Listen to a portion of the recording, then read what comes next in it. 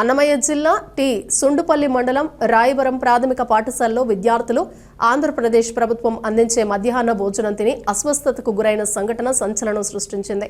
మధ్యాహ్న భోజనం తిన్న విద్యార్థులు సుమారు 35 మంది తీవ్రమైన వాంతులు, కడుపు నొప్పితో బాధపడుతూ ఉండటం గమనించి హుటాహుటిన స్థానిక ప్రభుత్వ ప్రాథమిక చికిత్సా కేంద్రానికి తరలించారు.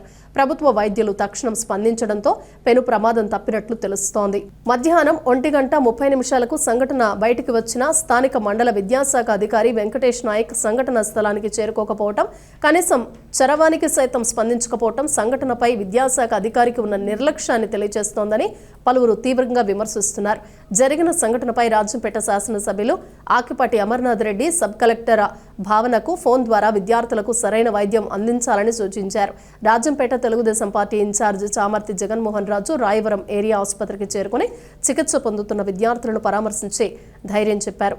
రాయవరం ఏరియా ఆసుపత్రి డాక్టర్ శేఖర్ రెడ్డి మాట్లాడుతూ మధ్యాహ్న భోజన సమయంలో ప్రాథమిక పాఠశాల విద్యార్థులు అస్వస్థతతో తమ ఆసుపత్రి వద్దకు రాగా వారికి ప్రథమ చికిత్స అందించామని, కలుషిత ఆహారమే కారణంగా ప్రాథమికంగా అంచనా వేస్తున్నామని, ఆహార పరీక్షలు నిర్వహించిన తర్వాత పూర్తి నిర్ధారణకు వస్తామని, విద్యార్థులకు ప్రమాదం తప్పిందని ఆయన అన్నారు. విద్యార్థులు కలుషిత ఆహారం తినటం కారణంగానే విద్యార్థులు అస్వస్థతకు గురయ్యారని, కనీసం మండల విద్యాశాఖ అధికారి కనీసం స్పందించకపోవడం శోచనీయంగా ఉందని పలువురు ప్రముఖులు బహిరంగంగానే విమర్శిస్తున్నారు. ఏం జరిగింది చెప్తలే, ఒకసారి ఏం జరిగింది చెప్తలే.